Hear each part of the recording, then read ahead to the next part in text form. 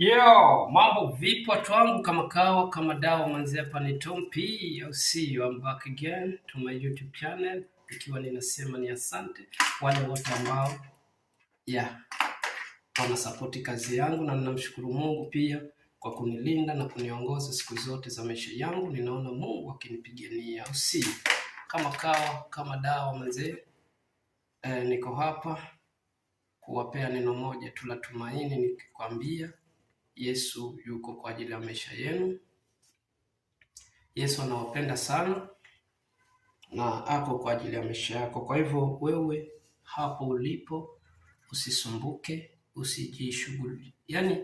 usijisumbue haya maisha. Kumbuka kunaye Mungu ambaye anakupigania, ambaye ni Yesu Kristo, ni Ebeneza. Ni wengi wametamani waione siku ya leo, lakini hawajaweza na hawataweza kwa sababu wameenda mbele za haki, wametutangulia, wamepata ajali, wengine hata wamejinyonga kupitia kwa kamba. Wengine waliugua kwa muda mrefu, hatimaye pia wakaiaga dunia.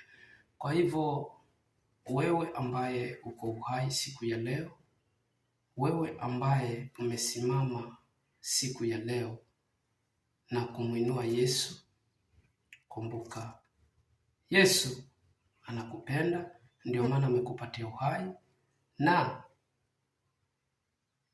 amekupatia hii pumzi ya uhai, amekupatia hii neema ili ukaweze kutambua uwepo wake. Kwa hivyo mimi sina mengi, nilikuwa nataka niwakumbushe, niwape tu hilo neno la tumaini ya kwamba Yesu ako na mipango mema juu ya maisha yako. Kwa hivyo usifadhaike na usiwe na kinyongo.